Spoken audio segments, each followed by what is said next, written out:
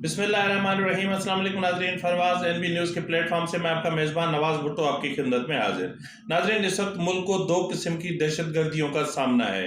एक दहशतगर्दी वो है जो अफगानिस्तान से माइग्रेट करके या फिर उसको माइग्रेट करवा के खैबर पख्तूनख्वा तक पहुंचाया गया, और अब खैबर पख्तूनख्वा से उसने पाकिस्तान के दीगर शहरों का रुख कर लिया है। और दूसरी दहशतगर्दी है मुआशी दहशतगर्दी, यानी इस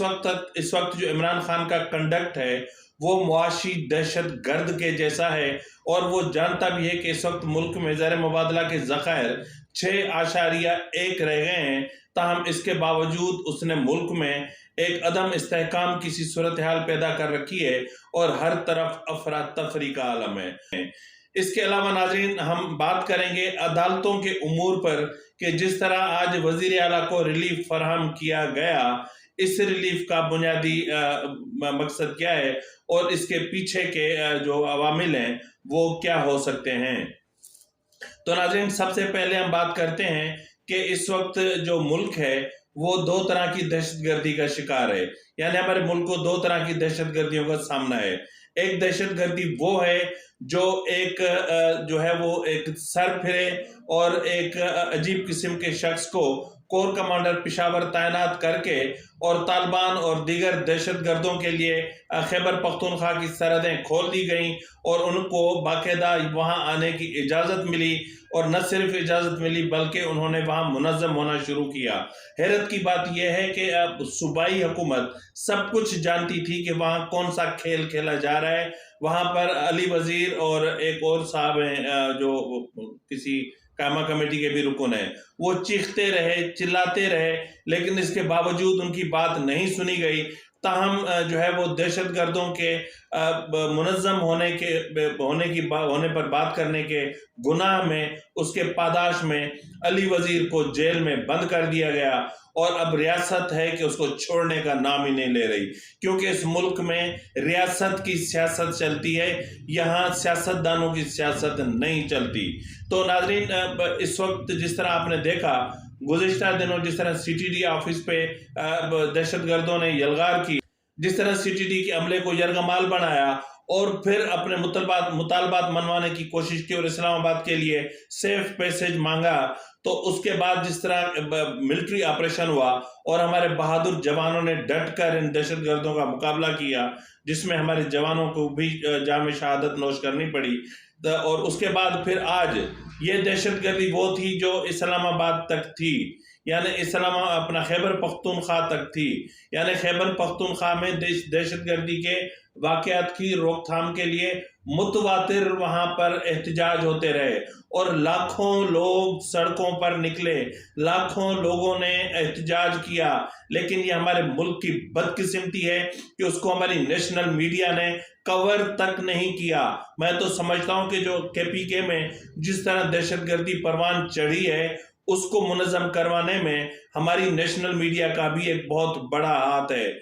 यानी हद हो गई कि लाखों अफराद के मजमे थे और लाखों अफराद जो है वो सड़कों पर थे और लाखों अफराद पीस प्रोसेशंस यानी अमन रैलियां निकाल रहे थे, लेकिन हमारा नेशनल मीडिया था कि खामोश था। यहाँ तक कि जो है वो वहाँ दहशतगर्दों ने अपने कैंप कर दिए और वहाँ इस्लामी कानून नाफिज होने लगा। और इससे पहले कि जैसे वहाँ कोई काफर रहते थे, तो वहाँ अब जो मुसलमानों को इस्लाम सिखाने की कोशिश की गई और जो तरीक़ेकार वहाँ अख्तियार किया गया, उसका नतीजा और भयानक नतीजा आज हमारे सामने है। और जिस तरह मैं इससे पहले वाले मुतअद्दिद प्रोग्राम में ये कह चुका हूं कि आप ये मत भूलें कि दहशतगर्दों की कोई सरहद होती है, दहशतगर्दों का कोई दीन होता है, कोई ईमान होता है। दहशतगर्द महज दहशतगर्द होता है, वहशी महज एक वहशी होता है। तो ना उसकी कोई सरहद होती है, ना उसका कोई मुल्क होता है, ना उसकी कोई कौम होती है, ना उसका कोई मजहब होता है,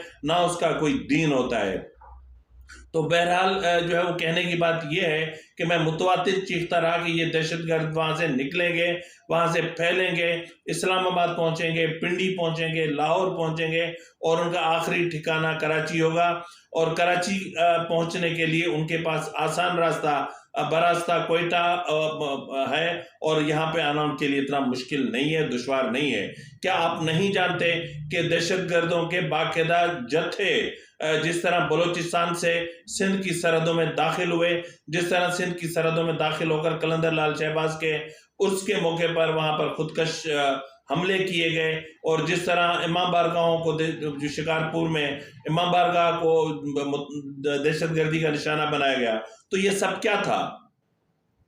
اس وقت بھی ریاست کی سیاست تھی، آج بھی ریاست کی سیاست ہے، اور آج جس طرح دہشت گردی کا جو واقعہ اسلام آباد میں پیش آیا ہے، انتہائی قابل مذمت اور انتہائی افسوسناک ہے، اور اس میں جو پولیس کا جوان شہید ہوا ہے اس کے لیے ہم بہت دلی طور پر ہمیں دکھ پہنچا ہے۔ اللہ رب العزت ان کے ورثاء کو اس تکلیف کو برداشت کرنے کی توفیق اور ہمت عطا فرمائے، آمین ثم آمین۔ اس کے علاوہ ناظرین ایک دوسری دہشت گردی ہے، دوسری دہشت گردی ہے معاشی دہشت گردی، یعنی اس وقت عمران خان کا جو کنڈکٹ ہے وہ معاشی دہشت گرد جیسا ہے، اور عمران خان معاشی دہشت گرد بن کے پورے ملک پر اس نے یلغار کر رکھی ہے، پورے ملک کے اداروں پہ یلغار کر رکھی ہے، اور اس لیے بھی کہ اس کو اداروں کی پشت پناہی حاصل ہے، اس لیے بھی کہ جو ہے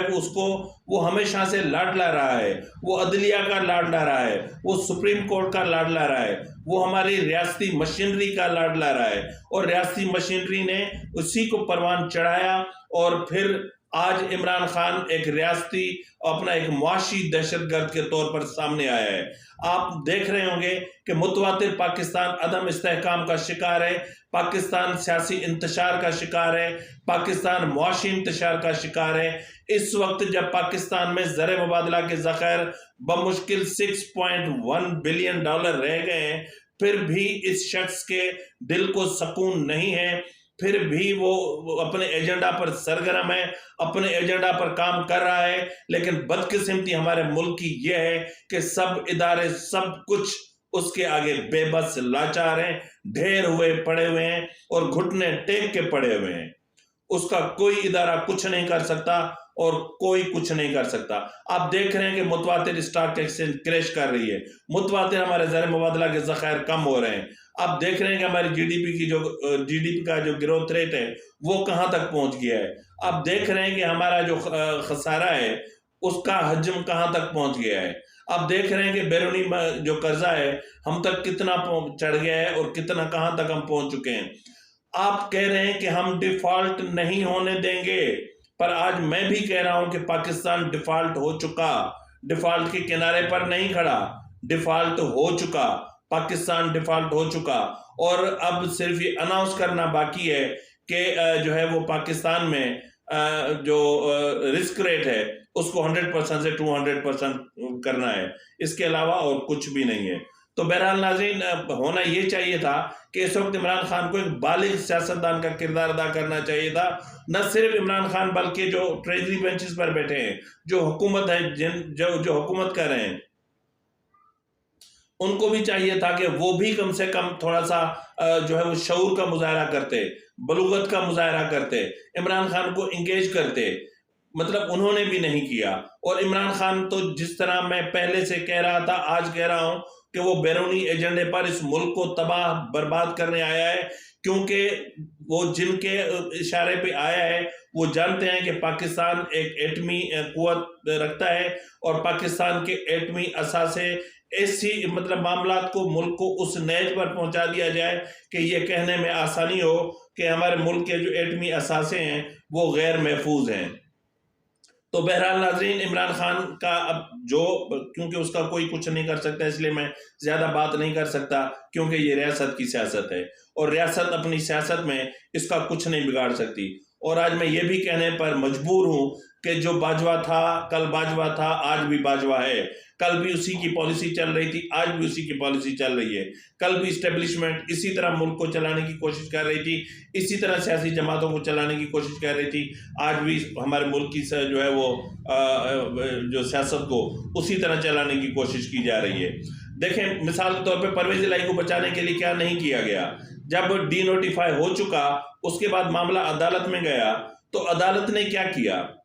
میں تو حیران ہوتا ہوں کہ اب عدالتوں نے جرگے لگانا شروع کر دی ہیں. اب انہوں نے آئین کی کتابوں کو لپیٹ کے رکھ دیا ہے. قانون کی جو بھی کتابیں ہیں وہ صرف غریبوں کے لیے ہیں, غریب سائلین کے لیے ہیں, جن کو صرف لٹکانا ہے, جن کو صرف سزائیں سنانی ہے. اس کے علاوہ جو قانون کی کتابیں ہیں, یہ جو CRPC ہے, یہ صرف ہمارے لیے ہے اور کسی کے لیے نہیں ہے. اب عدالتوں نے جرگہ لگانا شروع کر دیا ہے. لاہور ہائی کورٹ کا لارجر بینچ, جس کو آج یہ دیکھنا چاہیے کہ آئین کیا کہتا ہے, جس کو یہ دیکھنا چاہیے کہ قانون کیا کہتا ہے, جس کو یہ دیکھنا چاہیے کہ کیا گورنر وزیر اعلیٰ کو ووٹ آف کانفیڈنس لینے کے لیے کہہ سکتا ہے یا نہیں کہہ سکتا, اور اگر اس نے کہا تو کیا وزیر اعلیٰ کی ریسپانسبلٹی ہے کہ وہ ووٹ آف کانفیڈنس لے یا نہ لے, اور اگر نہ لے تو اس کے بعد پھر گورنر اس کو ڈی نوٹیفائی کر سکتا ہے یا نہیں کر سکتا ہے.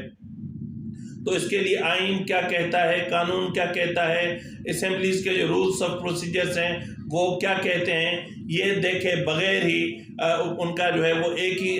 مطالبہ تھا, ایک ہی زور تھا کہ یہ آپ ہمیں لکھ کے دے دیں کہ آپ اسمبلی نہیں توڑیں گے, ہم بحال کر دیتے ہیں.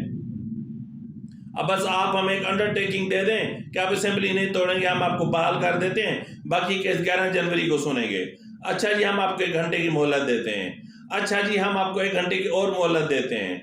اور باہر PTI کے لوگ جو تھے وہ کھڑے دندنا رہے تھے اور وہ کہہ رہے تھے کہ جوڈیشری کا اپنا کام ہے, پارلیمنٹ کا اپنا کام ہے, جوڈیشری کی اپنی حدود ہیں, پارلیمنٹ کی اپنی حدود ہیں, اور پارلیمانی امور کے جو بھی معاملات ہیں وہ الگ ہیں, اسپیکر کی رولنگ الگ ہے. اور یہاں میں اپنے طرف سے ایڈ کروں کہ جو گورنر کے جو پاورز ہیں وہ بھی اپنی جگہ میٹر کرتے ہیں. تاہم اس کے باوجود عدالت نے قانون اور آئین کو بالائے طاق رکھتے ہوئے جرگہ لگایا, اور اس جرگے کو مد نظر رکھتے ہوئے وزیر اعلیٰ کو بحال کر دیا, اور گورنر کی طرف سے جو نوٹیفیکیشن جاری کیا گیا تھا اس کو معطل کر دیا. اس کے علاوہ ناظرین آپ نے آج دیکھا ہوگا کہ صدر مملکت نے, میں کہتا ہوں یہ PTI کا باقاعدہ کارکن ہے اور ابھی تک خود کو کارکن سمجھتا ہے, اور ابھی تک وہ کراچی کی کسی یونین کونسل کا شاید چیئرمین بھی نہ بن پاتا, اس کو صدر مملکت بنا دیا گیا, جس کو پوچھنے والا کوئی نہیں ہے, کیونکہ پارلیمنٹ کے پاس اتنی اکثریت نہیں ہے کہ اس کی امپیچمنٹ ہو سکے. تاہم اس کا جو جی میں آتا ہے وہ کرتا رہتا ہے. تاہم ناظرین آج آپ نے دیکھا کہ پنجاب اسمبلی میں جس طرح پارلیمانی روایات کو روندا گیا, کچلا گیا, اسی طرح آپ نے پھر دیکھا کہ اسی پنجاب اسمبلی نے گورنر کے خلاف ایک قرارداد بھی پاس کی, اور اس کے بعد آپ نے دیکھا کہ صدر مملکت نے سینٹ کا اجلاس طلب کرنے کی سمری پر دستخط نہیں کیے اور اجلاس نہیں بلایا, اور جس پر مجبور ہو کے جو ہے وہ